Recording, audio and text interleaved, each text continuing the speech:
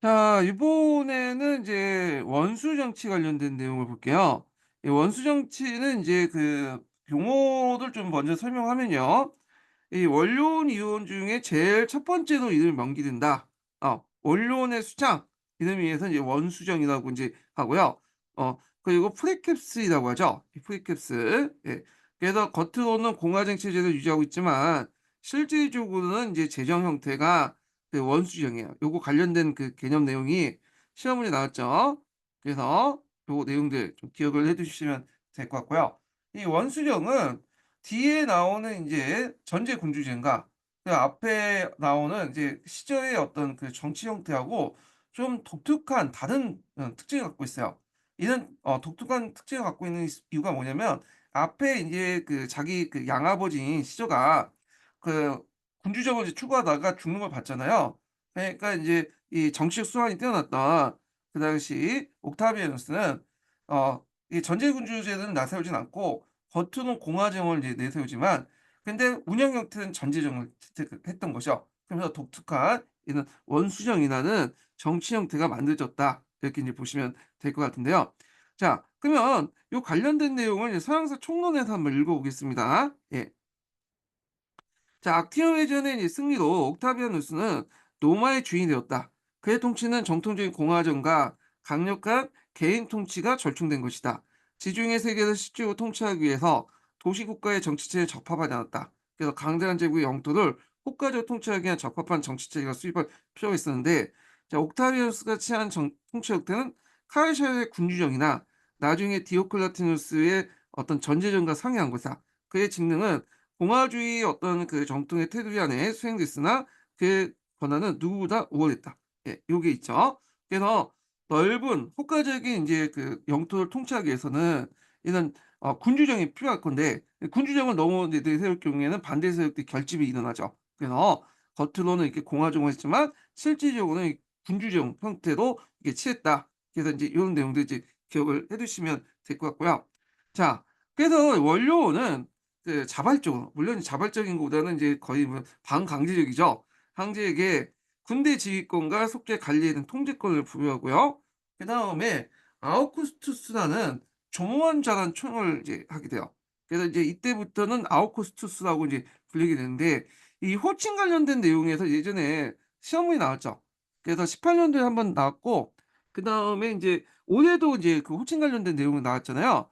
근데 18 년도에서는 이름만 쓰라고 했으니까 그냥 옥타비아누스 뭐 아우구스투스 둘 중에 써도 맞는데 요번에는 이제 똑같은 문제더라도 약간 이제 단서를 달았더라고요. 뭐 호칭을 쓰나 뭐 그때 뭐 무슨 권한에 대한 그 그런 그 부여받은 호칭이 뭐냐 이런 식으로 문제 나왔기 때문에 요번에는 아우구스투스라는 말을 써야 돼요. 예. 이 아우구스투스라는 말은 앞에서 시저나 임페라투돈과 마찬가지로 후에 인제 뭐냐면 그 황제의 대명사가 되죠. 황제의 의미가 되죠. 그래서 이 칭호를 후대 황제들이 계속 받게 돼요. 그래서 아우구스투스 하면 황제 이렇게 인제 해석을 하시면 돼요. 예. 자, 그래서 인제 그 정치 스타일 여기 인제 여기 그 프리캐스트 정치 스타일에 관련된 내용을 인제 좀 더 살펴보면 카이샤의 독재적 지배가 실패한 걸 거울 삼아서 공화정 체제를 살리면서 군대의 명령권을 비롯한 집정관, 호민과 같은 주요한 직권을 가짐으로써 단독 지배를 합법화시키는 지배체를 선택했다. 그래서 공화국 체제 안에서 독재의 어떤 그 중요 요직들을 장악하면서 실제 황제의 어떤 썩 군림했다. 이렇게 이제 보시면 되겠죠.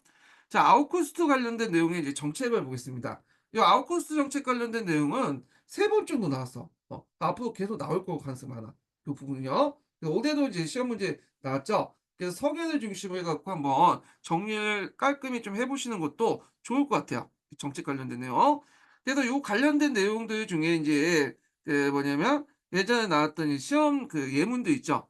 관련된 그 사료들을 뭐 교과 사료들을 좀 제가 앞부분에 정리를 좀 해 봤어요. 그래서 요거 한번 좀 봐 주시는 것도 좋을 것 같아. 그래서 한번 보면요. 자, 여기에 지적인 사람은 다양한 말로 이 사람을 찬양하거나 비판한다. 자, 이 사람은 아우구스투스죠. 자신의 도리와 국가적 이익가 법을 준수할 겨를도 없이 그를 내주는 몰아넣었다. 그러나 왕이나 독재 간의 어떤 자리에 오이지 않고 프리카파티스 이게 원수정 제 제1의 시민이라 수입함으로써 그 당시 국가의 질서를 회복했다. 그래서 군대는 신중하게 운영했으며 절대 다수를 위해 평화 유지만을 목적했다. 참고로 이 아우구스투스는 독재자긴 독재자예요. 예. 근데 뭐라 착한 독재자야. 착한 독재자. 이 사람이 그렇게 사치스럽지도 않고요. 상당히 겸손하게 살았고 그다음에 자기가 그렇게 돈이 많은데도 불구하고 헛되이 쓰지 않고 다 뭐냐면 국가를 위해서 갖다 바쳤어요. 예. 그래서 약간 이제 우리가 생각한 진날의 그 노마 시대 때 네로 같은 독재자가 아니었다라는 거죠. 나름대로 자기를 이제 희생하면서 나름대로 정치적 수완을 상당히 발휘하면서 독재를 했다. 그리고 이 독재의 반영이 자신의 어떤 그 개인적인 부나 이런 것들을 축적하는 게 아니라 사회 시스템을 어떻게 좀 국가라는 걸 효율적으로 운영하고 이런 것들을 하는 방향으로 나갔다는 거죠. 그래서 이 아우구스투스의 어떤 그 체제는 그 개혁은 상당히 이제 개인적이보다는 종전에 이 군인 정치가들에 의해서 망가졌던 이 공화정 체제를 뭐냐 좀 다시 수선하고 종전의 새로운 영토를 지배하기 위한 효율적인 통치 체제로 넘어가기 위한 어떤 것을 만들기 위한 그런 개혁이었다. 이렇게 이해를 해 주시면 될 것 같아요. 자 그다음에 인제 요게 나와 관련된 사료는 이게 헛것했네. 요거는 이제 뭐와 관련된 내용이냐면 이것도 마찬가지로 아우구스투스와 관련된 내용인데 여기 보시면 알겠지만 좀 약간 이제 그 이 사람에 대해서 여기에 비해서 상당히 부정적으로 인제 적혀 있잖아요. 그래서 이제 부정적 비판적인 입장에서 이제 쓴 거다 이렇게 보시면 될 것 같고요. 그래서 어떤 사료에 대한 그 인물 평가를 할 때는 한 사람의 의견만 들어서는 안 되죠.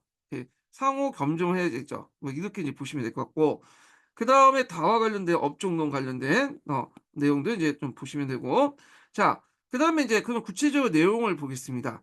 중재개혁 관련된 내용 볼게요. 요거 예전에 12년 기출문제 나왔고 올해도 인제 요 관련된 속주 통치와 연결돼서 한번 나왔던 건데 자 여기 보면 이제 원수정의 특징을 좀 봐야 되는데 원수정은 어떤 식으로 운영되냐면 관료 조직 전문화된 관료 조직과 그다음에 군대에 의해서 운영돼요. 예. 그러니까 특히 이제 군대 비중이 높겠죠. 이 무력을 장악할 필요 있어요. 그러다 보니까 원수정은 이 무력을 항제에게 그냥 뭐냐면 집중시킨 거죠. 요때 항제라는 위치는 앞에서 인제 1차 삼두 정책, 2차 삼두 정책처럼 어떤 이제 사적인 그건 아니잖아요. 국가의 공적인 자리잖아요. 그러니까 군대를 항제가 통제한다는 것은 예전처럼 그 직업군인들 와 갖고 뭐 용병 부려 가지고 사병화시킨다는 의미가 아니에요. 이거는 인제 군대를 항제, 공권력 항제다 그 상징하는 공권력에 예속시키면서 예전의 사병 조직을 뭘로 공병으로 만든다는 의미가 있어요. 예. 그래서 여러 사람들이 뭐냐면 나눠서 예 그 장악했던 이 사병들을 공병화시켜서 국가 권력을 상징하는 황제한테 직속시킨다라는 거죠. 그래서 더 이상 이제 군인 정치가들이 나오는 걸 방지하려고 했던 것이 이제 그 주 목적이에요. 그다음에 전문적인 관료 체제를 또 만들려고 했죠. 자 그러면 이런 관료와 군대를 유지하려면 당연히 뭐가 필요해요? 재정이죠, 재정. 예. 그래서 이 재정하고 군사권의 유지는 서로 연결돼 있어요. 그래서 원수정에서 군사 개혁도 하지만 재정 개혁도 하거든요. 재정을 마련해야지 기반을 마련해야지 군대를 계속 자기 편으로 만들 수 있고 그리고 이걸 통해서 효율적인 어떤 이론적인 통치체를 구축할 수가 있죠. 그래서 요 군대 개혁과 재정 개혁은 원수정을 유지하는 데 상당히 중요한 개혁 중에 하나다. 서로 연결돼 있다. 이렇게 이제 보시면 돼요. 자 그러면 군대 개혁을 보면 이제 군 통수권을 황제에게 집중시킨다. 예전에 이제 사병화된 조직들을 일종의 공병화시켰다. 황제라는 국가 권력 밑에 공 그 예속화시켰다. 이렇게 있고요. 그다음에 마리우스의 직업병제를 계승해서 인제는 징병제가 아니라 완전히 직업군이나 직업군인은 이제 군대제를 만들고 그리고 앞에서 말한 것처럼 재정이 중요하죠. 그래서 군사 자금은 나중에 좀 얘기했지만 사제를 투여한다. 항실재정, 항실재정 여기까지 항제재정이 있어. 나중에 얘기했지만 항제재정에서 군인연금, 군인재정을 만들어 가지고 따로 인제 얘네들에게 인제 여러 가지 그 뭐냐면 월급이라든지 퇴직금 같은 걸 지급을 해 주는 거죠. 그 자기 편을 인제 만들기 위해서. 그리고 군대는 인제 3 개로 나눠요. 3 개로 나누는데 하나가 인제 친위대 음 그다음 야전군대 그다음 보조군 이렇게 있는데 일단 이 친위대 야전군대 보조군인데 약간 그 뭐냐면 교과서 그러니까 기본서에 따라서 요 명칭이 약간 다른 경우도 있어요. 그건 앞에서 얘기했지만 서양사 같은 경우에는 번역하는 사람에 따라서 명칭을 좀 다르게 하거든요. 하지만 여기서 인제 뭐 서양사 개론을 중심으로 해서 인제 명칭을 정했고요.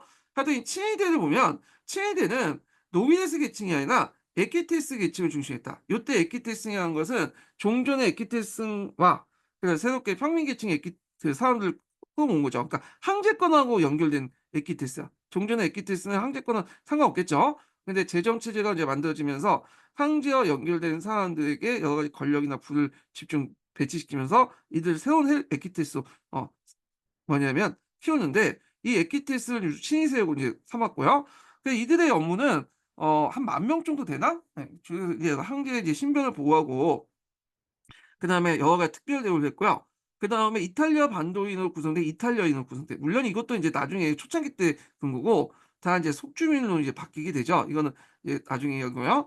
자 그래서 인제 있고 요 이제 한국의 신변 보호와 관련돼 갖고 요 친위대 강화 관련된 내용 연결시켜 갖고 요번에 인제 기출문제 나왔죠, 요번에. 그다음에 야전 군단을 보겠습니다. 야전 군단은 야전에 배치 이 야전이라는 건 주로 어느 지역에 있어요? 주로 이제 적의 공격을 많은 곳 국경 국경 지역을 배치된 부대를 얘기하죠. 이 야전 군대는 레기움이라고 이제 부르는 부대죠. 보통 이 부대들은 보통 병방에 배치돼요. 예. 그래서 이 부대들이 이제 뭐 군대에 끌고 와 가지고 이렇게 이탈리아 반도나 노마에 들어가는 걸 막죠. 이거 왜 쿠데타 일으킬 수 있잖아. 자 그래서 이 야전 군대들은 주로 이제 병방에 배치된 부대로서 주로 어떤 사람이 이탈리아 반도 출신으로 구성돼 있는데 근데 이게 시간이 지나면서 속주 출신으로 바뀌게 돼요. 그래서 뭐 치안대도 그렇고 야전 군대도 그렇고 원래는 이탈리아인으로 구성됐지만 나중에 속주 출신으로 바뀌게 된다. 왜냐면 이제 또 야전 군대 같은 경우에는 병방에 주둔하다 보니까 여기에서 이제 병방 여자들 이민족 여자들하고 결혼을 하게 되죠. 당연히 자식들도 이제 뭐냐면 이민족 피를 있게 되고 이들이 또 세습화돼요, 군인을. 그러면 계속 한 3-4-5대 쭉 지나가면 어떻게 됐어요? 실제로 인제 노마의 인제 자기 조상이 노마일 뿐이지 이제 실제적으로는 속주 출신들이 하는 거죠. 그래서 야전 군단도 속주로 인제 하고 그다음 보조군이라는 게 있어요. 이 보조군은 출발 때부터 속주민으로 구성돼 있어요. 야전 군단들은 주로 인제 로마인들로 구성됐기 때문에 이탈리아 군으로 구성됐기 때문에 레기움이라고 있고 얘들은 인제 뭐냐면 중장보병이거든. 음. 중장보병. 그래서 이제 중장보병인데 중장보병을 이제 보조할 수 있는 부대들이 필요해요. 그래서 이들에게 이제 경보병 같은 기동성 있는 보병도 필요하고 기병도 있어야 되고 그다음에 군수도 있어야 되고 그다음에 이들을 또 보급하고 지원할 수 있는 부대들 등등등 있어야 될 거 아니야. 이런 보조군들 그러니까 야전 군단이 있으면 그에 걸맞는 보조군도 있는데 이 보조군은 현지 속주민으로 구성돼 있다. 야전을 지원하고요. 그리고 이제 한 몇 년 동안 10 년, 20년 동안 이제 일하는 사람을 제대로 해 이들에게 노마 시민권을 부여해요. 약간 이제 뭐 미국하고 좀 비슷하죠. 미국 같은 경우에도 영주권 갖고 있다가 뭐 이제 한 몇 년 근무하면 제대하고 이제 시민권을 주잖아. 예. 막 이런 식으로 해 갖고 인제 보조군을 만들었다. 이렇게 이제 보시면 될 것 같고요. 자 결과를 보면 농촌의 중상층부터 지지를 받았다.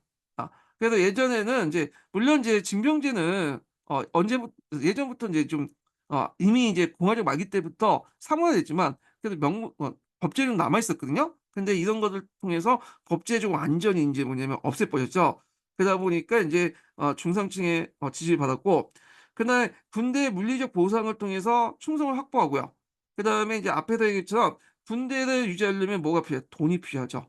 그래서 재정을 이제 확보할 필요성을 느끼는데 그래서 황제 재정을 일부 떼 가지고 군인 재정을 만들었다. 그래서 이들에게 이제 여러 가지 월급이라든지 퇴직금 같은 걸 통해서 충성심을 확보했다는 거죠. 그래서 요거 약간 이제 좀 다른 말이지만 제 생각에는 군인들에게 월급이나 연봉을 많이 줘야 돼, 연금을.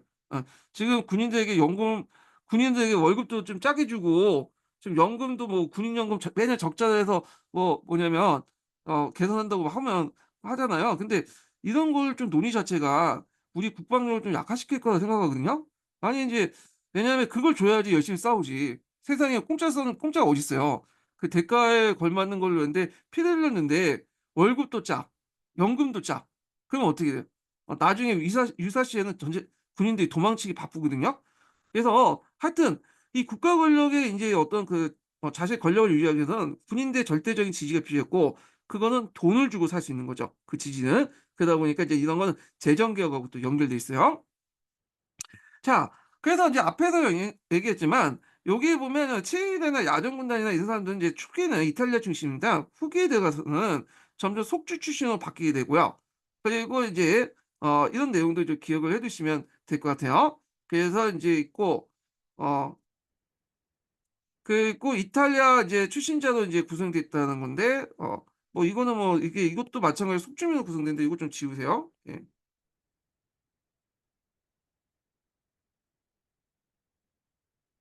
네. 그래서 인제 초기에는 이탈리아 출신자로 군단병이나 뭐 친위대가 구성됐지만 나중에는 점점 인제 뭐냐면 속주 출신으로 인제 대체했다, 이렇게 보시면 될 것 같아요, 요거는. 예. 그리고 인제 나중에 좀 얘기했지만 제정 후기 때 가면 아예 인제 뭐냐면 뭐 야전군단, 친위대 뭐 상관없이 아예 인제 게르만족들이 다 차지하죠. 요건 나중에 좀 얘기할게요. 자, 그래서 인제 이렇게 있고, 그다음에 속주 통치에 관련된 내용을 보겠습니다. 자, 여기에 속주라는 것은 뭐냐면 이탈리아 반도 외의 지역을 얘기해요. 이탈리아 반도 외의 지역.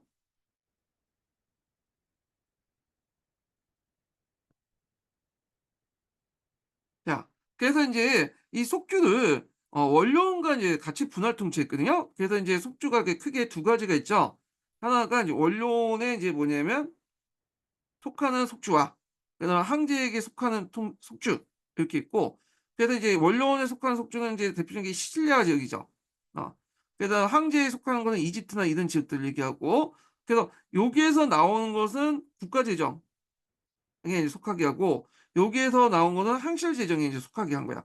근데 실제 영토 면에서 볼 때 인제 이집트를 비롯한 항실의 속주가 더 크고, 여기가 노동자 땅이죠. 경제 요충지고. 그러니까 항실 재정이 더 많을 수밖에 없어. 클 수밖에 없죠. 예. 그러니까 항상 이제 그 원료에 관한 국가 재정은 이제 뭐냐면 상당히 비리비리하고, 황제가 인제 뭐냐면 그 여러 가지 국가의 모자란 자원들을 국가 재정에서 안 되니까 항실 재정 떼다가 여기 도와주죠. 예. 그러다 보니까 인제 어떤 형상이 나면 세상에 공짜가 없잖아. 도와주면 여러 가지 요구를 하겠죠. 그래서 실제로 국가 재정도 황제가 다 장악하는 그런 케이스가 되는데, 그래서 속주 통치하고 요게 이제 재정하고 연결돼 있어요. 예.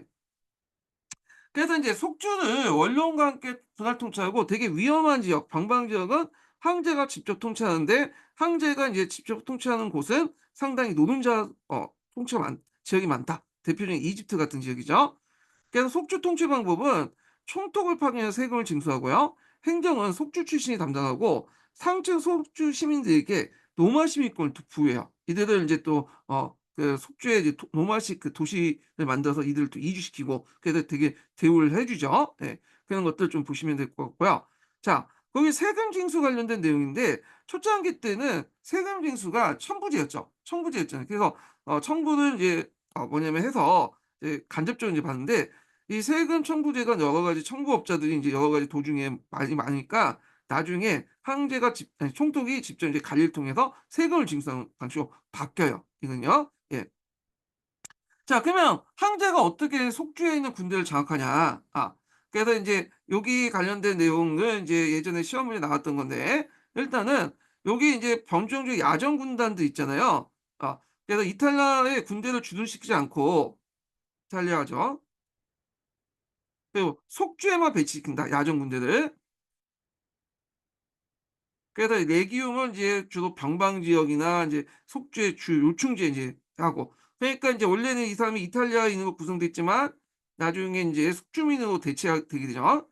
그다음에 이제 군단장 같은 고급 지휘관은 황제가 원로원 계층에 직접 임명하고 임기도 1년 넘게 한다. 그래서 군단장은 인제 상징적인 존재하고 밑에 있는 이제 참모급들이 인제 실질적인 인제 주요 역할하는데, 군단장이 오랫동안 그 지휘를 군단을 장악하면 어떻게 돼요? 얘네들을 자기 사병화시킬 수 있잖아. 그러니까 1 년도 안 돼서 뭐냐면 교체를 시켜. 그래서 사병을 맞고, 다만 이제 머리만 이제 약간 상징적으로 내세우는 지는 내세우기 위해서 원로원한테 줬다는 거죠. 그다음 로마 원로원은 그다음 원로원이죠. 아우구스트에게 속주 관할권과 군사 지휘권을 양도했다, 이렇게 이제 보시면 돼요. 예. 그럼 어떤 분은 이게 이해가 안 되겠죠. 고급 지휘권은 원로원 계층에 직접 임명하고 간할권과 군사 직권을 양도했다. 이게 무슨 말이냐? 어. 그 원 아우구스투스가 그 군단장 같은 인사권을 갖고 총지휘하고 실제 군단장은 원로원이 임명한 거야. 그러니까 이제 얘가 통수권을 갖고 인사권을 가지면서 그 밑에 자기 이제 군단장은 원로원한테 임명하기 때문에 요거하고는 충돌이 안 돼요. 예. 그 밑에 이제 원로원은 이제 출신만 원로원일 뿐이지 아웃코스 밑에 들어가 있는 이제 일종의 사단장 같은 그 총사령관 밑에 지역 사령관 정도 되겠죠. 예. 요렇게 이제 이해를 해 주시면 될 것 같고 그다음에 수도인 노마를 모방한 도시를 건설해 속주에. 그래서 일종의 신도시 개념으로 인제 했는데 그래 갖고 노마가 속주를 통치할 때 그 주요 요충지에 노마식 그 도시를 건설해서 하죠. 그래 갖고 인제 이 도시에 누구를 인제 뭐 오게 하냐면 속주의 상층 시민들에게 이제 이렇게 살도록 해요. 라틴 시민권, 로마 시민권 사이에서. 그래서 도시 생활을 맛보게 한 다음에 자기에게 이제 충성을 맹세하고요. 그중에 일부는 또 로마에 가서 높은 정무관까지도 할 수 있고 그러면서 속주민들을 그 상층부를 자기의 어떤 편으로 만들게 되죠. 예. 그래서 노마를 중심으로 도를 건설하고 화폐를 통일하고 노마신 숭배 정책을 택다. 뭐 이런 것들인데 뭐 그렇게 중요한 건 아니고요. 자, 그다음에 인제 재정 관련된 내용을 보겠습니다. 네. 자, 앞에서 재정을 두 가지로 나눴다고 했죠. 하나가 이제 뭐냐면 피스쿠스라고 있고 그다음에 인제 그 공공재정, 국가재정 이렇게 나눌 수 있어요. 예.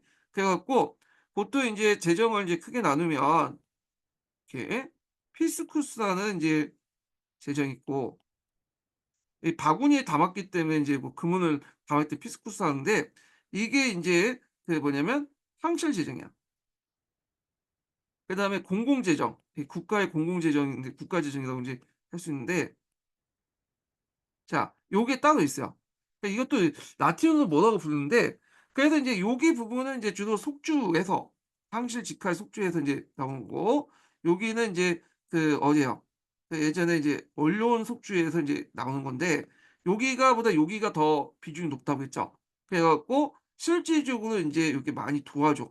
예. 그래서 실제 공공재정이긴 하지만 이게 뭐냐면 황제가 그냥 통제하는 재정이 돼 버린 거야. 그래서 필스코스나 이 공공재정이나 둘 다 뭐냐 황제가 통제를 했다. 이렇게 보시면 돼요, 이걸. 자 그래서 황제는 그 재정을 이제 뭐냐면 유지해야지 황제 권력도 강화시킬 수 있고 그다음에 군대도 뭐냐면 유지할 수 있잖아요. 그러다 보니까 재정 개혁을 하게 돼요. 그래서 이제 말단부터 고치죠. 그래서 이 징세 청구업자들이 도중에 뛰어먹는 게 많아 가지고 이걸 이제 개선했어요, 절차 과정을. 그래서 징세 청구업자들의 그냥 감독을 강화했는데 그래도 안 되니까 나중에 징세 청구제도를 폐지시키고 그냥 관리들에게 징수를 내 버려. 예. 그리고 이제 세금을 거두려면 어떻게 했어? 정확한 인구조사 재산 평가가 있죠. 그 인두세와 토지세를 부과하고요.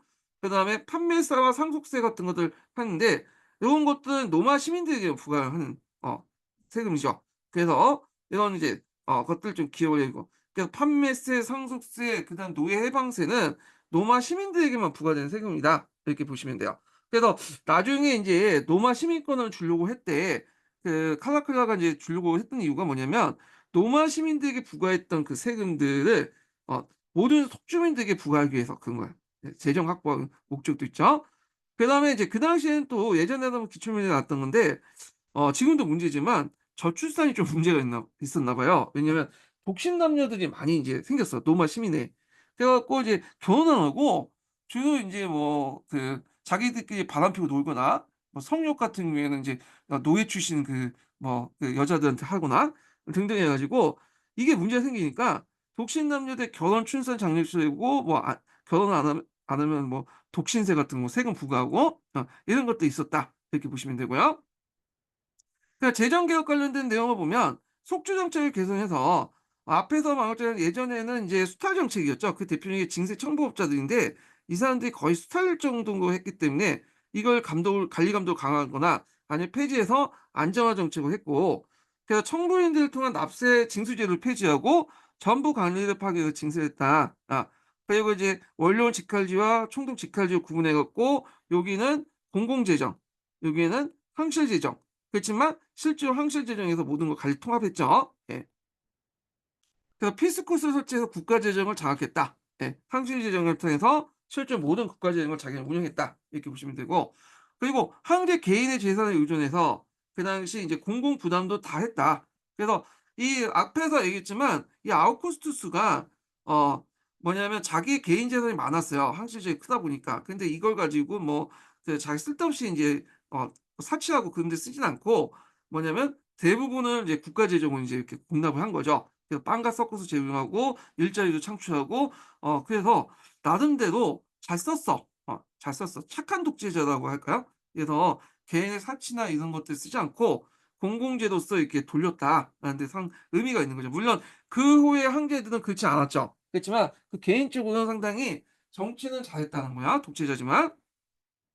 자, 그래서 인제 이렇게 해서 재정 개혁 관련된 내용을 한번 봤고요. 그다음에 인제 요거에 관련돼서 인제 뭐냐면 속주 관련된 내용을 한번 읽어 보겠습니다. 예. 그래 갖고 여기 이제 서양사 총론 관련된 내용 한번 읽어 볼게요.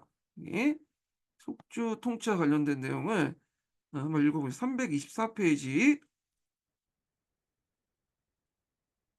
324 번. 주 324 번을 볼게요. 자, 노마의 속주는 각 군주둔을 요하는 황제 직할 속주와 군주둔제에 필요하지 않은 원료는 직할 속주로 나눴다. 황제의 직할 속주는 황제가 직접 간독하에 뒀고, 직할 속주에서 황제 재정을 책임지는 징세관을 파견하여 과거와 같은 징세 청부업자부터 행포를 방지했다. 그리고 더 나아가서 이제 뭐냐면 아예 폐지시켰죠. 예. 세금은 황제 소속 국고에 수납됐다. 원료원에 관한 속주에서 1년 임기에 프로코스를 이제 뭐냐면 파견해요. 그 경우에 이제 국고는 원료는 소속됐는데, 근데 이제 원료원 관한 속주들이 그렇게 많지가 않았고, 그다음에 그렇게 경제적인 요충지가 아니기 때문에 실제로 이 집값 속주, 황제 집값 속주에 인제 나오는 세금이 더 많았죠. 자, 호우코스의 선임을 관해서 아우구스트는 감시를 게으르지 않았으며 후에 속주 정치는 공화 정치 때보다 훨씬 더 개선되었다. 이렇게 해서 제가 이제 재정하고 인제 속주 정치하고 연결시켜 갖고 한번 봤고요. 예. 자, 그다음에 인제 넘어가서 외정 관련된 내용을 보겠습니다. 외정. 그 내정은 되게 잘했는데 이 외정은 잘 못했어요. 예. 그래서 황제가 되고 나서 이 뭐냐면 아우구스투스가 이게 이제 군사적인 업적이 별로 없어. 그 악디움 같은 경우에는 이제 그 앞에서 아그리파 같은 사람들이 대신했던 거고, 그래서 이 사람은 약간 이제 정치는 자기 잘하는데 군사적인 능력은 별로 없어요. 그래서 이제 이렇게 했는데, 자, 이 사람이 이제 원래 원했던 것은 뭐냐면 그 로마의 경계선을 다뉴브 강하고 엘베 강을 이제 기점으로 해 갖고 로마 경계선 설정하려고 했어요. 그래야지 그냥 완충지대를 좀 마련하고, 왜냐면 그 북쪽에는 게르만족도 있고 그 밑에 로마 영지가 있잖아요. 그 중간에 뭔가 완충지대를 둬 갖고 이걸 통해서 로마의 평화를 이제 달성하려고 했는데 그게 안 됐죠. 예. 그게 왜 안 됐냐면 그 당시 이제 토이투프루크 전투에서 뭐냐면 깨졌어, 게르만들에게. 그래 갖고 인제 그 당시 그 아르미니우스라는 사람이 있어요, 아르미니우스. 이 아도미누스가 로마의 상계 군단을 전멸시켰어. 예. 그래 갖고 그때 인제 아도미누스가 토이투프루크 전투에서 그 뭐냐면 세 개의 군단을 전멸시켰는데, 이 바로스인가 그때 인제 그 로마 군단을 이끌었던 사람이 바로스인가 그래. 이름을 제가 정확히 기억을 못 하는데 하여튼 이 사람이 그 이제 이끌었는데, 원래 이 아도미누스는 그 앞에서 말한 속주민으로 구성된 보조 군단을 이끌었던 사람이에요. 그래 갖고 인제 근데 이 바로스의 일종의 이제 참모였다고 보시면 돼요. 그래서 이 사람을 되게 믿고 있었는데 이 사람은 딴 생각한 거죠. 얘를 격파해서 나의 그 지역을 내가 통치하겠다. 그래 가지고 그 당시 이제 반란을 이제 일으켰다는 소문을 이제 만들어 가지고 바로스에게 그걸 진압해야 된다고 말했고, 바우스는 그 말만 듣고 사실 확인 없이 세 개 군단을 인제 출동시켰는데 그때 한 군단이 보통 한 10,000명 정도 되거든요. 그리고 로마의 군단이 그 당시에 한 20개 군단인가 정도 있었어요. 예. 그러니까 세 개 군단이 상당히 이제 큰 병력이죠. 근데 이제 이때 토이투프루크 숲을 이제 통과를 해야 되는데 여기 길이 있고 이제 각각 숲이 있죠. 예. 근데 보통 인제 세 개 군단을 투입하면 이게 순차적으로 투입해야겠죠. 먼저 한 군단을 이렇게 투입한 다음에 그다음에 인제 뭐 여기 앞을 막고 그다음 부대가 이제 뒤에 후방을 지키고 있다가 또 한 부대가 통과하고 그다음에 이렇게 인제 나머지 한 부대인데 이런 식으로 한 분단씩 이제 순차적으로 통과시키고 전후방을 이렇게 경계를 해 가지고 이제 통과시켜야 되는데 이 사람은 뒤에 인제 순차적으로 이렇게 한 개씩 통과시키는 게 아니라 3개 군단을 그냥 다 축자로 투입이 아니라 연달아 그냥 투입시킨 거야. 3개 군단이 그냥 통과시킨 거죠. 그러다 보니까 이제 여기에 숨어 있었던 이 아르미니우스가 뭐냐면 그 당시 인제 그 게르만 군대를 이끌고 공격해 들어온 거죠. 이게 내기용의 특징이 뭐냐면 평원전은 되게 강해요. 이 장창 부대 갖고 이렇게 그 중장보병이 인제 평원전을 가는데 이렇게 계곡이나 성이나 뭐 이런 것들을 공격할 때는 되게 불리해. 그래서 보조 군단이 인제 있어야 되거든요. 근데 보조 군단은 이미 아르미니스가 장악했기 때문에 이들은 이용할 수 없었던 거고 그때 성을 이제 숲을 통과할 때 이 아르미니스가 경보병이나 군병 같은 걸 이용해 갖고 공격을 하니까 이게 적을 파악할 수 없는 가운데서 이 장창병들이 이제 열을 맞춰 갖고 쭉 가니까 가고 있는데 막 사방 공격하니까 이 장창병들 가지고는 이제 활동을 못한 거죠. 그러다 보니까 인제 홍대박신 하고 이렇게 뭐 전열이 무너뜨리고 결국에는 이 무너진 이제 진영 속에서 나온 군인들을 하나하나 수비해서 제거하면서 세 개 군단이 인제 뭐냐면 다 제거당했다.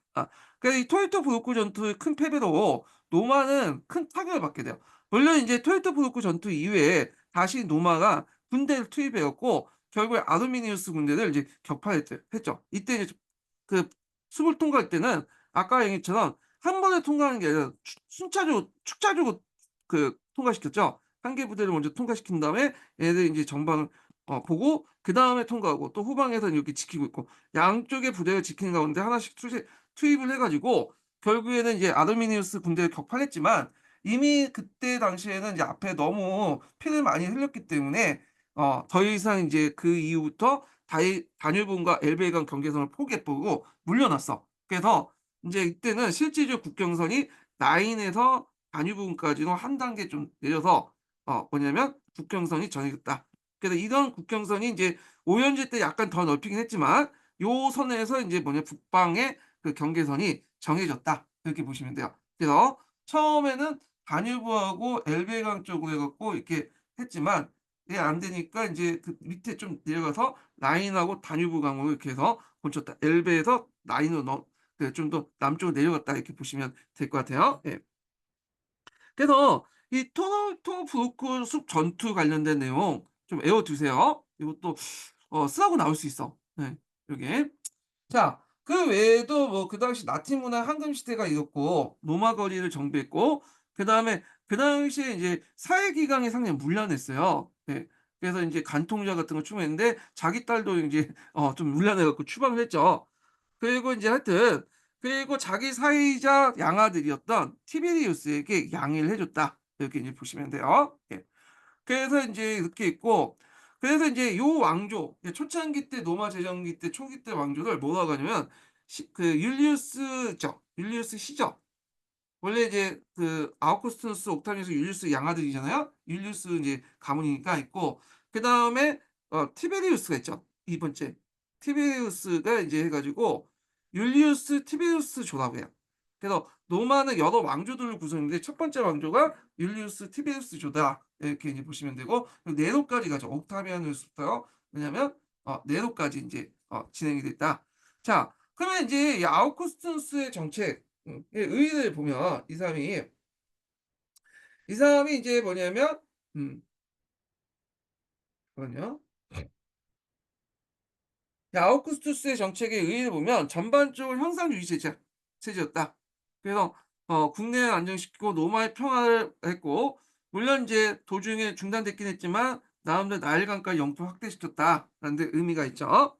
자 그리고 나서 인제 했는데 뭐 2 대 3 대 넘어가고 4 대에 이제 누가 완성됐냐면 인제 2 대가 인제 누구냐면 칼리쿠라가 있어. 그러니까 2 대가 인제 누구야 티베리우스고 그리고 3 대가 칼리프라고 칼리프라는 유명하죠. 폭군으로서 시대적인 게 4 대고 그다음에 4 대가 누구냐면 인제 클라우디우스야. 이 클라우디우스.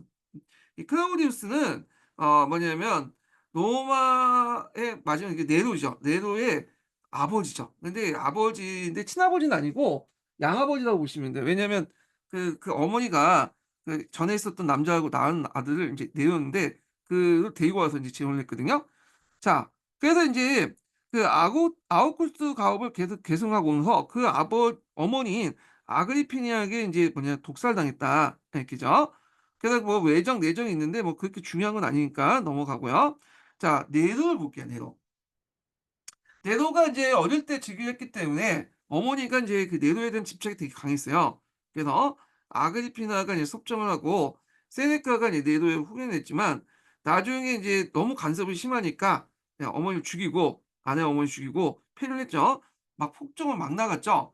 게다가 노마의 대화재 책임을 노마에서 그 당시 이제 큰 화재가 일어났는데 그때 인제 그 노마 시민들이 네로를 의심한 거야. 이 네로를. 네로가 불장난 했다. 그러니까 인제 이걸 '나는 아니다.'라는 걸 이제 책임을 돌리기 위해서 기독교인에게 돌렸죠. 기독교인들이 인제 뭐냐면 "불을 질렀다." 그래 갖고 이때 이 계기로 기독교인들이 대학살을 당했는데 이때 인제 그 베드로라는 인물 아시죠? 유명한 베드로가 노마에 있었어. 그래서 노마에 탈출하죠. 이 베드로 여러분도 알다시피 성경책에 보면 막판에 예수님을 3번 부인을 하잖아요. 그러니까 인제 요번에도 위기에 처지니까 예수를 부인하고 인제 뭐냐 그러니까 그 자기 위기에 처지니까 도망쳐 나온 거죠. 예. 그래 갖고 인제 하는데 가려 다 탈출해 가는데 예수가 인제 로마로 간 거야 예수님이. 그러니까 "주여 어디로 가십니까?" 하니까 "십자가에 못 박혀 죽으러 간다." 이렇게 하면서 가죠. 그러니까 그걸 깨달음을 얻고 다시 이제 돌아왔죠. 예전처럼 배신하지 않고 이렇게 순교를 당했다라는데 물론 이 얘기는 기독교에서 내온 전설이에요. 제 사실은 아닌 것 같은데 근데 이걸 소재로 해 가지고 이제 뭐냐면 큐 베리스라는 이제 그 영화인가 그 소설책 그 소재가 돼요 이게. 그래서 요 내용이 제가 얘기를 왜 하냐면 이게 그 서양사 개론인가요? 거기에 실려 있어요. 예. 그래서 한번 볼게요. 이게 서양사 개론하고 서양사 강자 그 저자분이 기독교인이나 봐. 그래서 서양사 교수님들 중 상당수가 또 기독교인들이 많아. 그래서 기독교 관련된 내용들, 박해 관련된 내용들이 좀 나오기도 하거든요.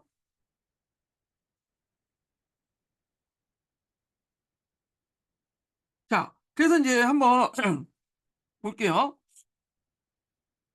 자, 때마치 교회 별장으로 나갔던 네로는 급겨 로마에 돌아 소방자국과 사퇴 수습을 했으나 시민들 사이에 네로가 로마의 화재를 구경하면서 트로이 함락시를 읊었다는 소문이 퍼졌고 이 네로가 방화했다는 이야기가 돌게 되었다.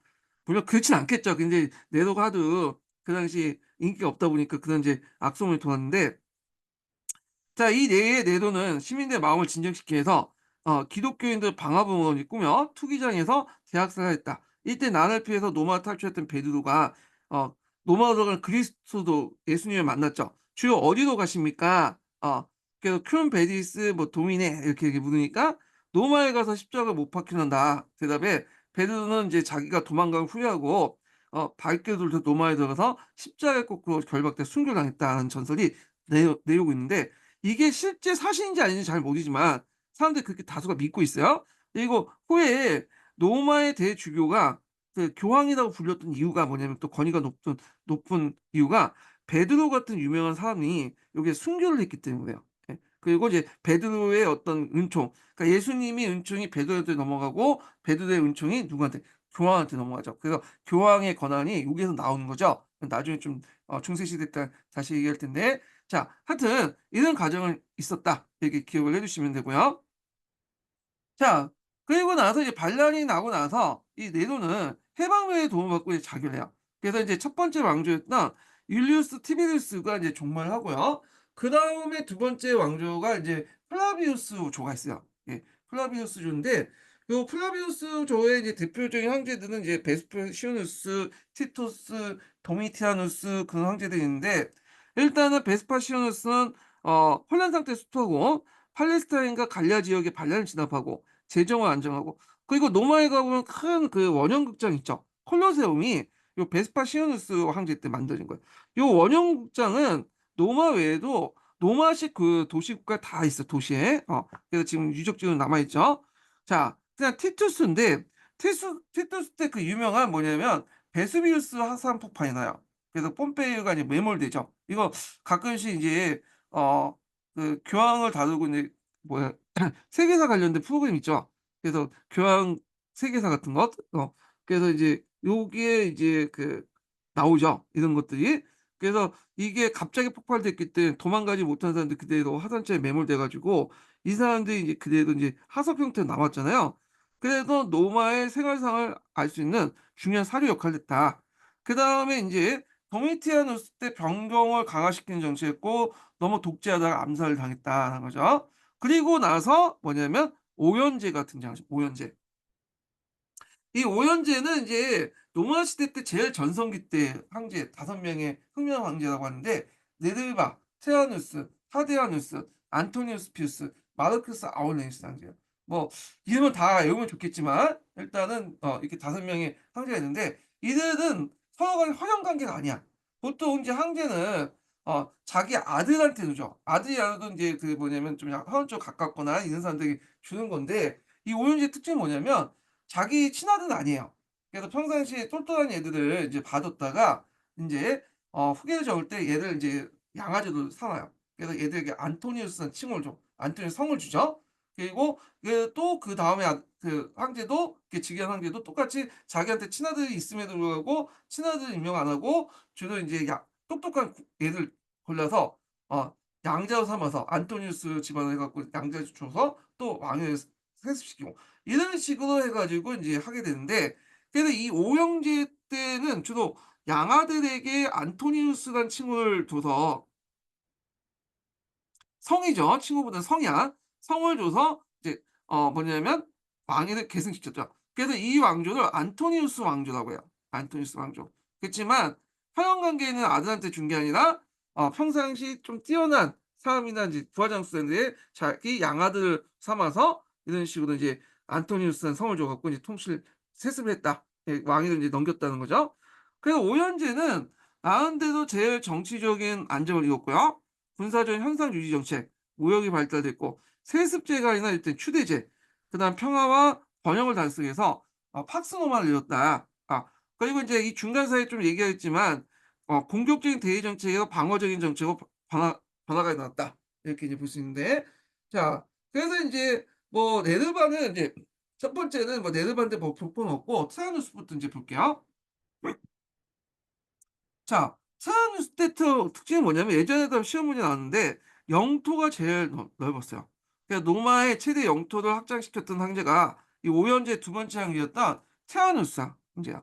그래서 테아누스 황제 관련된 내용을 한번 또 읽어보겠습니다. 원래는 노마의 이제 경계선이 나일강하고 다뉴브강이었거든요. 다뉴브강은 오늘날 루마니아 쪽에 이제 흐르는 강이에요. 근데 이 사람은 다뉴브강을 넘어서서 영토를 확장시켰죠. 그래서 다키아, 그래서 오늘날 루마니아 일부를 속주 삼았어요. 그래서 직접 다뉴브강을 넘어서 다키아를 속주로 만들었고 아프리카의 누미디아에서 폼페이와 더불어 로마 시대의 모습을 가장 뭐냐면 잘 보여주는 유적지로 신비시인 다모카티를 인제 건설했고요. 다시 동쪽에서는 아르메니아, 메소포타미아, 아시아를 그러니까 오늘날 이제 이라크 지역 있죠? 이런 지역을 이제 속주로 삼았고 그 노마 영토가 제일 큰 확대를 했다. 그런데 이제 문제는 노마가 그렇게 영토 확대시키면 어떤 문제점이 있을까? 뭐 좋긴 좋죠. 그렇지만 뭐냐 군사비가 많이 들어. 왜냐하면 이런 지역을 인제 하려면 거기에 군대를 또 주둔시켜야 되는 상위 군대를 이제 뭐냐면 늘릴 수밖에 없겠죠. 예. 그래서 군사비가 늘어나는데 한정된 재정에 군사비가 늘어나면 재정 압박이 들어갈 수밖에 없겠죠. 예. 그리고 이제 그러다 보면 또 인제 어떤 문제점이 나냐면 그 당시 이제 노마 황제들은 민중들의 인기를 인제 좀 받으려고 노마 시민들의 인기를 끌려고 빵과 서커스 정책을 많이 했거든요. 그러면 그 돈이 필요하잖아. 근데 군사비가 정부에서 증대하면 어떻게 빵과 서커스를 위한 어떤 그 비용도 상당히 줄어들 수밖에 없겠죠. 재정이 한정이 있기 때문에. 그러면 인제 이렇게 줄어들면 당연히 민중들의 어떤 지지를 못 받게 되고 정치적으로 이제 고립되고 그러잖아요. 그래서 이런 정책들이 좋긴 좋은데 돈이 많이 들어가. 그래 가지고 결국에는 하드한 뉴스부터는 팽창 정책을 포기해 버리죠. 그래서 방어 정책 위주로 이제 전환이 됐다. 그래서 인제 이 브리타니아의 그 대표적인 게 하드니아스 장성인데 그래서 방어라는 건 공격이 아니라 인제 수비니까 적의 침입을 막기 위해서 성벽이라든지 장성을 많이 쌓게 돼요. 그래서 그걸 알 수 있는 것이 브리타니아 오늘날 영국 지역 있죠, 영국. 요게 브레튼 섬에 하드야누스 장성을 쌓게 돼요. 그래서 이제 영국은 여기 보면 대충 그렸는데 여기에 이제 뭐냐면 하드야누스 장성을 쌓았다. 그래서 요 지역은 인제 뭐냐면 로마가 통치한 지역이죠. 로마가 투탄족이 인제 살고 있었고, 켈튼족이죠. 여기는 이제 이쪽 켈튼족은 노마된 켈튼족이라고 보시면 돼요, 얘네들은. 그리고 북쪽에는 스코트족이라는 또 다른 켈튼족이 있었어요. 이 노마되지 않은 족이. 그리고 이제 이렇게 있고, 이게 이 중에 켈튼족 중에 노마가 공격하니까 요게 노마가 대항하다 안 되니까 이 스코트 쪽에 이제 그 포함시킨 피핀족인가 하여튼 그 종인데, 나중에 이게 동화돼요, 얘네들이. 그래서 요쪽은 스코트족이라는 인제 뭐냐면 켈튼족이 있었고, 요 지역은 켈턴족인 켈턴족인데 이미 노마된 켈턴족이 인제 있었던 거죠. 브리튼족인가 뭐 그래요. 예. 그래 갖고 이들 경계선, 스코트족이나 피튼족의 이제 경계를 피트족의 인제 침해를 막기 위해서 여기에 하드리아누스를 장성을 이제 만든 거예요. 예, 요게. 그래서 이게 인제 나중에 스코트족이 살았다 해서 이쪽이 스코틀랜드고, 여기는 인제 뭐냐면 나중에 켈튼족이 또 쫓겨나죠. 누가? 앵글 색슨족이 인제 쳐들어오잖아요. 얘는 게르만족이죠. 그래서 얘네들 인제 일부가 인제 웨일즈 지역으로 가고 일부는 아일랜드로 가죠. 그래서 얘네들이 잉글랜드, 그러니까 앵글 색슨족이 여기 장악하잖아요. 그러면서 여기는 앵그르 땅이 돼서 잉글랜드가 된 거죠. 여기가 스코틀랜드, 잉글랜드. 그러니까 스코틀랜드하고 잉글랜드는 이미 이제 뭐냐면 같은 인도 유럽 어족이긴 하지만 그 안에서 인제 뭐냐면 언어라든지 문화라든지 이런 게 확 달라. 그러다 보니까 인제 서 싸우게 되고 그렇게 되는데, 자 하여튼 이 브리타니아족을 이제 브리타니아의 하드라스족을 장사를 만들어서 위에 있는 스코트족과 그다음 피핀족들, 피트족이죠. 피트족의 침입을 막으려고 했다. 이렇게 보시면 될 것 같아요. 자, 그 외에도 종전의 영토들을 이제 포기를 했어요. 그래 갖고 인제 앞에서 장악했던 이라크 지역의 영토도 있잖아요. 그래서 그 당시 파르티아와 하약을 맺어 가지고 뭐 메소포타미아 남부 지역이나 이런 것들 포기해 버리고, 아르메니아 지역이 있어요. 카카스 남쪽에 인제 3 개 국가가 있잖아요. 그중에 이제 아르메니아가 있었죠. 이 아르메니아를 이제 직접 통치가 아니라 보호국으로 이제 승격을 했다. 이렇게 이제 보시면 될 것 같아요. 그래서 인제 하드웨어 뉴스부터는 이게 뭐냐면 방어 정책으로 넘어갔고, 여기가 최대고 여기는 방어 정책으로 넘어갔다는 거, 이렇게 보시면 돼요. 자, 그다음에 인제 네 번째 황제가 안토니우스 피우스라는 사람이야. 안토니 피우스. 여기는 안 나와 있는데, 이 안토니 피우스는 이제 건건한 자라는 칭호를 부여받았고 국가재정자, 재판공적, 그다음에 후한의 사절단을 파견했다는 기록이 있어요. 근데 이거에 대해서 인제 뒤에 이제 제가 나중에 여기 얘기하겠지만 이게 확실치가 않아, 이게. 이게 기록은 있는데 후한서에, 로마에는 관련 기록이 없고요. 거기 사절단 보면 갖다 바친 산물들 보면 되게 동남아시아 쪽의 물건들이에요. 그래서 그냥 '사칭하지 않았을까.' 이렇게 보고 있어. 그래서 갖다 바치는 뭐냐면 황제도 안토니 피우스다. 또 검색해 보면 마르쿠스 아울레리우스다. 이렇게 돼 있는데, 하여튼 요건 나중에 좀 다시 얘기할게요. 그리고 나서 인제 마지막으로 인제 등장했던 사람이 누구냐면 마르쿠스 아울레리우스 황제죠. 요 사람은 좀 이름 정도 외워 두세요. 오연제로서 되게 유명한 사람이에요, 이 사람이요. 마지막 황제인데 오연제 중에. 그래서 이 사람은 이제 특징이 뭐냐면 이 사람은 항제이면서도 스토아파의 이제 항제야. 스토아파의 철학자예요. 그러니까 철인 항제죠. 이 철인 항제면 항제이면서 이 철인이라는 건 철학자거든. 그래서 플라톤이 제일 이상적으로 생각하는 군주상이 철인 항제였거든요. 그래서 이제 스토아파면서 학자면서도 항제를 했다. 그래서 그 사람이 인제 남긴 유명한 책이 명상록이라는 책이 있어요. 예, 명상록이. 그런데 이제 이때 당시에 또 게르만족들이 계속 쳐들어와요. 결국엔 병병방위 도중에 전사를 했고, 그리고 이 당시 이제 쪼금씩 인제 일부 민족들이 게르만 민족들이죠. 노마 영내에 정착을 하고 노마군에 입대를 했다. 근데 여기까지는 아직까지는 인제 노마에 인제 게르만족들이 입대를 할 때 부족 단위가 아니라 개인 단위로 이제 들어오기 시작해요. 개인들로 들어와서 노마에 어느 정도 동화된 후에 인제 정착을 하거든요. 그래서 여기까지는 인제 좀 문제가 없었는데, 뒤에 얘기했지만 인제 뭐냐면 나중에는 아예 집단별로 그냥 아웃소싱 계약 맺고 들어오죠. 계약을 맺고 이때부터 문제가 생긴 거야. 나중에 좀 얘기하고요. 그래서 마르크스 아울레리스는 다른 연화 황제처럼 또 좀 현명한 자를 뽑아 가지고 좀 약간 인제 뭐냐면 상징을 올려야 되는데 이 사람은 그렇지 않았죠. 그래서 종전의 양자제를 무시하고 친화제였던 코모두스에게 후계자를 정했어요. 예. 근데 이 코모두스는 상당히 무능한 뿐만 아니라 아주 난폭한 사람이죠. 그래서 이제 정치를 돌보지 않고 주색과 검노에 막 경계에 미친 끝에 결국 친위대전과 측근회에서 살해되죠. 그러면서 오연재 시대가 종말을 맺었다. 이렇게 이제 보시면 돼요. 예. 자, 그래서 인제 이렇게 있고 그다음에 인제 요게 이제 중간에 제가 인제 여러 가지 이제 재정 시기 때 사회 경제에 관련된 내용을 좀 뺐거든요. 예. 근데 이게 뭐 나올 것 같지 않아서 뺐어요. 그래서 이제 사회 경제 구조로서 인제 뭐 서기에 보면 원로원 계층이 있고 에키테스 계층이 있고 일반 평민 이렇게 있는데 여기 눈여겨볼 게 인제 에키테스 계층들 제 제2 계층 공식적으로 인정받고 요때 에키테스 예전 계층과 달리 좀 황제권하고 관련돼 갖고 그냥 성장했던 사람들이죠. 그래서 여기 군장교, 뭐 황제 재정관리 그다음에 속주총독을 임명했다. 그래서 징세제도 개혁으로서 어 어떤 여러 가지 인제 절대를 가할 이제 속주 청부업자는 이제 안 됐지만 그 외에 여러 가지 이제 간직이 침입하면서 이제 권력을 그냥 확대시켜 나갔다. 이런 것도 좀 기억을 해 두시면 되고 그래서 재정기 때는 이 에키테스를 이용해서 원로원 계층을 좀 견제하려고 했던 거거든요. 예. 이런 내용들 좀 기억을 해 두시면 될 것 같아요. 예. 경제적으로 보면 인제 노마 재정 초기 때는 상당히 뭐냐면 어 건성했죠. 그래서 뭐 전리품도 획득하고 전국사 결과 속주부터 정기적 공납도 오고 자원도 풍부하고 군사 도움하고 또 상업도 활용하고 그리고 인제 등등 농업도 발달되고 뭐 강업도 발달되고 그래서 상당히 발달됐다. 예. 이런 것도 인제 보시면 될 것 같고 한번 쭉 보시면 돼요. 예. 그다음에 인제 요거 관련된 뭐 경제 부분이 있는데 이거는 인제 여기에서 이제 끝나고 하고 재정 후기 때가 중요하니까. 자 그러면 인제 또 보겠습니다. 그다음에 이제 오연제가 끝난 다음에 인제 혼란기가 다시 지속이 되죠. 그리고 인제 잠깐 통치했던 왕조가 이제 등장했는데 이 왕조가 어떤 왕조냐면 세베르스조야. 자 이 세베르스조는 시아 계통의 왕조예요. 예전에 이제 이 시아는 세라우쿠스 왕조가 있었잖아요.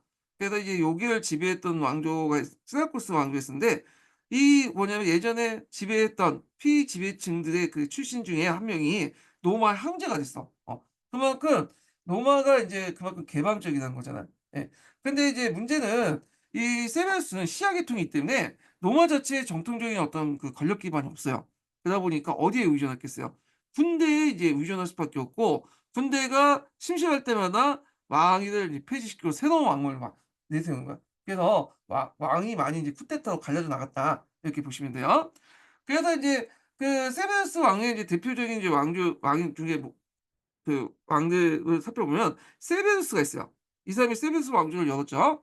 친위대로서 자신의 군대 출신을 개편했고 원로원 계층을 군대지휘나 속주 추방했다. 이들이 인제 원래는 이제 총사령관을 맡았잖아요. 그다음에 카라칼라는 황제였어요. 이 사람 칼리쿠라는 황제가 있고 카라칼라 황제가 있는데 다른 사람이에요. 이 사람이 인제 했던 것이 뭐냐면 노마 시민권을 모두 이제 자유민에게 부여했어요. 안토니우스 칠령을 통해서. 그래 갖고 이걸 왜 부여했냐? 상속세나 노예방세를 징수하게 돼요. 얘는 노마 시민들에게만 거둘 수 있는 세금이거든요. 그래서 이때부터 노마 및 이탈리아 특권적인 시기가 사라지고요. 속주와 구비하게 됩니다. 그래서 이제 노마가 체제를 유지할 수 있는 히든 카드를 하나 놓쳤다고 보시면 돼요. 단순히 단계적으로 돈을 벌려고. 상당히 이제 멍청한 거죠. 예. 그래서 인제 하여튼 이때부터는 인제 시민권을 이용해 갖고 이 배분을 통해서 적절하게 뭐냐면 노마를 통치하려고 했던 그런 시스템이 무너졌다. 그런 것들 인제 기억을 해 두시면 되고요. 그다음에 엘라가발이라는 황제가 있어요. 엘리오 가발루스라고 또 하는데 그래서 이제 이 사람은 태양신 숭배로 또 유명하고 그다음에 뭐 세베루스 알렉산더라는 황제가 있었는데 뭐 노마의 정통을 뭐 존중했다. 뭐 등등 이런 황제도 있는데 뭐 이렇게 뭐 중요한 황제는 아닌 것 같아. 그냥 세베르스조가 있고 세베르스가 군인들에게 많이 의존했다는 거 그다음에 칼라칼라 황제의 업적 정도 이런 의미가 있다는 거 보시면 되고요. 노마 시민권이 이제 없어지면서 인제 어떻게 될까요? 의미가 없죠. 개나 소나 다 노마 시민권이니까. 그래서 라틴 시민권의 의미는 당연히 없어지죠. 걔네들 이게 여기 들어가니까. 그리고 보통 인제 노마인드 예전에는 노마법에 의해서 노마인드를 이제 통치했고 그다음에 만민법에 의해서 인제 뭐냐면 그 외에 속주민들을 통치하는 그 이원적인 법 체제를 유지했거든요, 노마가. 근데 이미 인제 노마 시민권을 다 갖다 보니까 인제 법 체제가 이론적으로 바뀌어요, 만민법으로. 그래서 이건 나중에 좀 얘기할게요. 자, 그래서 인제 이런 식으로 해서 세베스가 끝나고 다시 혼란기가 이제 돌아오게 되는데 그때 이제 한 3 세기 정도죠. 그 3 세기 중엽중에 중엽에서 후엽 235 년에서 280한 50년 정도 이렇게 시간에 그 이제 속주 군단들이 사령관을 이제 황제에 옹립하고 왕으로 황제에 옹립하는 그 시가 있어요. 그래서 그때 50년 동안에 26 명의 황제가 즉위하고요. 그리고 이제 노마가 인제 이렇게 정치가 혼란하니까 이민족들이 쳐들어오겠죠. 뭐 게르만족, 사산족 페르시아, 산산족 페르시아 등 그리고 상공을 세트하고 자 이런 형상들이 나 이게 이제 11년 기춘민이 나왔거든요. 요 시기를 무슨 시기라 하냐면 군인왕제 시기라고 보시면 돼요. 군인왕제 시기.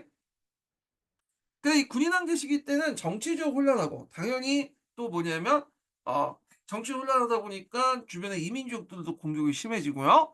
그리고 결국에는 인제 뭐냐면 혼란기였다. 그래서 이 군인왕제 시대는 그 프리캐스 시대에서 그 당시 이제 전제군주로 넘어간 가도기 시기였다. 이렇게 보시면 돼요. 자 그다음에 인제 이 시기 때 인제부터 인제 쪼금씩 변하는 게 뭐냐면 군대의 변화가 일어나. 그 앞에서 인제 정규 군단에 보면 이들은 인제 이탈리아인 뭐 로마인 요런 식으로 인제 해서 어 그 로마 시민권자들 인제 했는데 이때 속주민들 입대요. 뭐 속주민들 입대보다는 이들이 계속 병방에 머물다 보니까 그 아들딸 쭉 하다 보니까 속주민화가 됐다고 보시면 돼요. 예. 거기에다 칼라카라 때 이제 시민권 확대되면서 그런 것들이 경 하 하 그 뭐냐면 되고 변경 주둔구나 기병부대 강화도 뭐 이민족을 대처했고 뭐 등등. 그래서 인제 이민족들의 인제 의 그 방어에서 병경 주둔군의 기병부대가 이제 강화됐다. 그 중장보병이 아니라 기병부대 형태가 바뀌었다. 이렇게 했는데 그 후에부터 인제 뒤에 얘기했지만 인제 뭐 나중에는 아예 인제 정규 군단은 친위 되든 간에 다 게르만족들로 인제 바뀌죠. 그 게르만족들하고 계약을 맺어 가지고 부족 단위로 계약을 맺어서 인제 군대에 채용해요. 그럼 이들이 다시 뭐냐면 또 부족으로 가. 그래서 이제 노마에서 배웠던 여러 가지 전략 전술이라든지 무기 만드는 법을 또 게르만족들이 알려주죠. 그러면서 또 게르만족들이 그걸 가지고 또 노마를 공격해. 근데 그 노마를 막는 그 군대들이 제일 후기 때는 인제는 뭐야? 게르만족들이야. 그러니까 노마 부대하고 이제 게르만이 싸우는 게 아니라 로마에 고용된 용병인 게르만족들하고 거기에 이제 동원됐던 침입했던 게르만족과 싸우는 거야. 예. 그래서 예전에는 게르만족들이 들어오면 개인이 들어왔기 때문에 노마돼 갖고 나올 수 있는데 얘네들은 이제 집단적으로 이제 부족분류를 하기 때문에 이게 노마가 안 돼. 그리고 오히려 다시 이제 게르만족이 들어가서 오히려 노마를 공격하는 어떤 그 청병 역할을 했다. 이게 좀 있죠. 자 하여튼 뭐 이렇게 있고 자 제국의 재편과 이제 서노마 제국의 멸망 과정을 이제 보겠습니다. 자 요거 하기 전에 첫 번째 인증번호 알려드릴게요. 두 번째 인증번호 알려드릴게요. 두 번째 인증번호는 65 번입니다. 예. 65 번이에요. 자 배경을 보면 혼란과 무질서를 수습하고 개혁을 통해 제국을 재편하는 경향이 나왔고 그걸 이제 하려고 했던 사람이 디오클라티누스죠.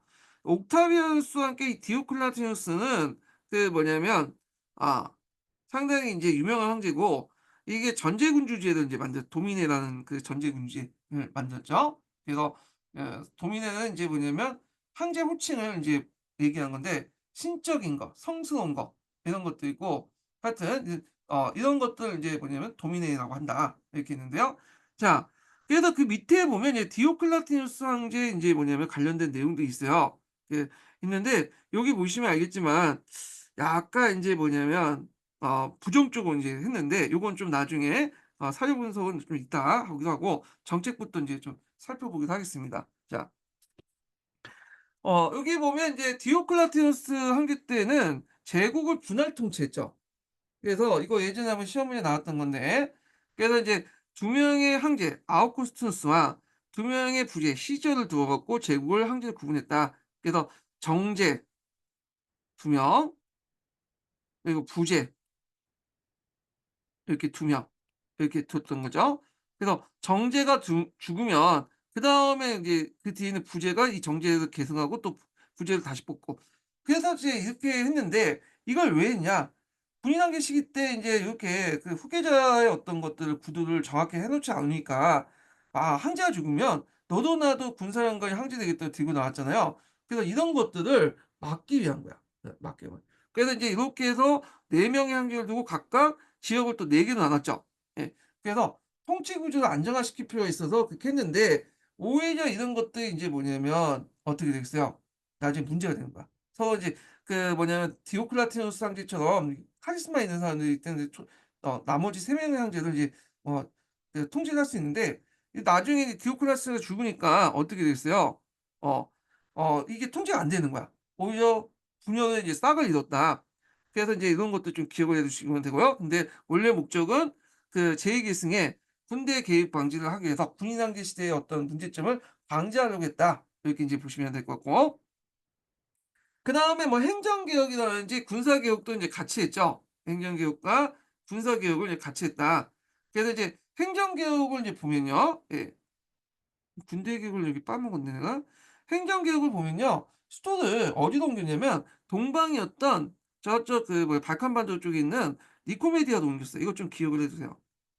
자, 이때는 이제 어떤 게 있었냐면, 나중에 제정 후기 때 경제 관련된 내용을 좀 얘기해 보겠지만, 이미 인제 라티푼디움이 쇠퇴했어요. 라티푼디움은 서부 지중해, 이탈리아를 중심으로 인제 스페인 그런 지역에서 인제 발달된 제도였거든요.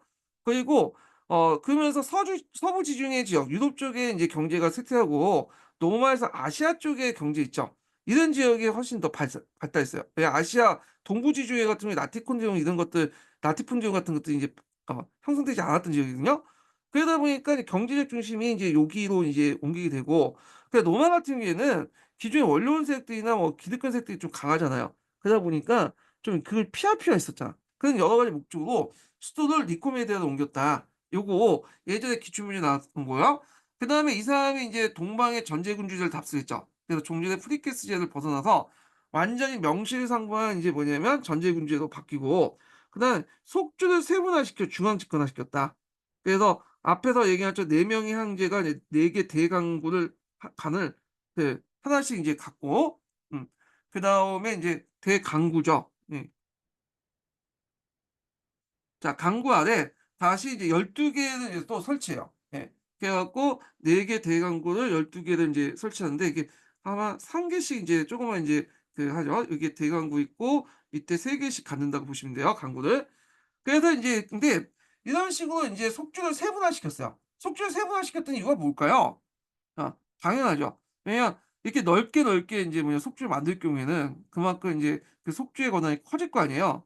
그리고 인제 영향력이 커지고, 그걸 속주를 장악하면 그걸 기반으로 해 갖고 인제 어 또 쿠데타를 일으킬 수 있으니까 속주를 세분화시켜 가지고, 그게 뭐냐면 정치적, 경제적, 군사적 을 약화시키는 거죠. 그래서 인제 이렇게 했다는 거.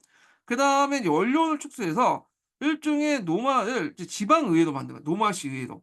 그러니까 서울시 의회 정도의 격으로 낮춰 버렸다라는 거죠. 자, 그다음에 이제 요런 내용도 있고요. 그다음에 이제 군사개혁 관련된 내용을 볼게요. 이 군사개혁을 제가 여기다가 내용을 적어 놔야 됐을 텐데 안 적어 놨네. 예. 잠깐 이제 보면, 이게 이제 몇 페이지 보시냐면 군사개혁 관련돼서 117 페이지 펴 보세요. 117 페이지. 자, 그래서 인제 군제를 통일했다. 그래서 인제 복잡한 군제를 하나 통합을 해 가지고 뭐 야전군, 병경주둔군을 해 갖고 뭐 친위군 했는데 하나 다 통합을 해 버렸다는 거죠. 그다음에 변경에 있는 부대들은 현지민을 충원했어.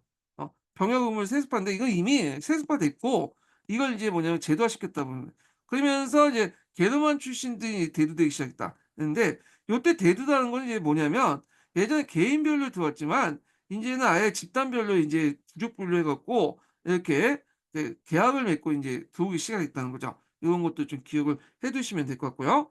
자, 그다음에 요런 내용들인데 요거 외에는 이제 서양사 개론에서 한번 좀 읽어 볼게요. 예. 자, 그래서 이제 375번 내용인데, 그 디오클라티누스의 변제 개혁 관련된 내용이에요. 수도 근방에 중무장 기병들을 중심한 기동 부대경 야전고를 두고 필요에 따라서 어느 곳이든 출동할 수 있는 태세를 갖췄고요. 요게 좀 이렇게 기병대죠. 예전에 중장보병대. 왜냐하면 이제 사산조 페르시아나라 게르만족들 상대하다 보니까 기병대의 중요성이 올라가는. 예전에 기병은 이제 보조군대였는데 이때부터는 이제 뭐냐면 중심 주력원이 부각됐다는 걸 볼 수가 있어요. 예.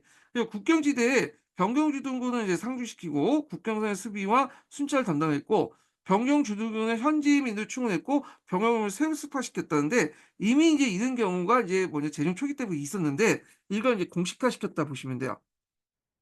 그러니까 중앙의 기동부대는 출신에 가리지 않고 가장 우수한 자로 충원한 거 그 결과 게르만 출신들이 대다수 차지하고 실제 전투에 있어서 변경의 주둔군은 2 차적 주둔에 불과했다. 이 밖에 야만족 중에 노마와 협정을 맺은 부족들은 노마 지원안에 국경 수비에 협력했고 함대로 증가했다.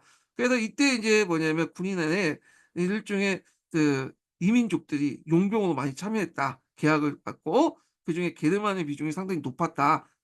그리고 나중에는 게르만족들이 저 야전부대 사령관도 하고 친위대 사령관도 하고 그다음에 그 밑에 있는 사람도 거의 계급만족들이고 그 쳐들어오는 막는 것 쳐들어오는 사람도 계급만족들이고 뭐 이렇게 하죠. 그게 결국에는 이제 게르만족의 용병대장 오도 아케르에게 멸망을 당하잖아요. 예. 그래서 이제 요런 내용들 좀 기억을 해 두시고요. 자, 이렇게 이제 행정개혁과 군대개혁을 하면서 행정개혁을 하면 이제 이렇게 세분화시키다 보니까 어떻게 문제점이 있냐면 권력을 분산시킬 수는 있지만 어떤 문제점이 일어날까요? 네. 어떤 문제점이 일어나죠? 아 그거는 이제 그 갈릴 수가 많아지죠, 공무원 수가. 그러다 보니까 재정이 많이 들고 또 군대도 이제 개혁하다 보면 돈이 많이 들고 그다음에 이런 것들 국가 재정에 압박하고 당연히 증세를 할 수밖에 없겠죠. 이런 내용도 좀 기억을 해 두시고요. 여기에서 좀 빠진 게 있네. 예전에 좀 시험 문제 나올 걸 제가 정리를 좀 안 한 게 있는데 뭐냐면 요거 군제 개혁 중에 요거 부분 안 했네 제가. 요거는 아까 지명했고 요게 시험 문제 나왔던 거예요. "문무계 지책을 구분했다." 그래서 "군대의 개입을 방지했다." 속죄 총독이 행정권과 군대 지휘권을 겸용하지 못하게 했다. 그래서 이제 군인 항제를 이제 군인 항제 시대를 막기 위해서 그 당시 총사령관과 행정관을 뭐냐면 이렇게 분리시켰다. 이렇게 보시면 되죠. 요거 관련돼서 예전에 한번 기출문제 나왔던 거죠 요거. 예. 제가 이거 편집을 안 한 것 같은데 요거 좀 해 주시고요. 잠깐만요. 아. 아 잠깐만 기다려 주세요. 예. 이게 집어넣어서요. 이게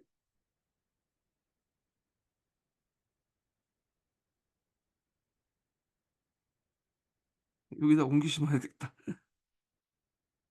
예. 일단 이렇게 있고. 자 그다음에 인제 그 행정과 군대 개혁 관련된 내용을 보겠습니다. 예. 요거는 제가 인제 좀 쉬었다가 진행을 해 볼게요. 좀 쉬었다가 진행 해야 되나? 쉬었다가 할게요, 요거는요. 예.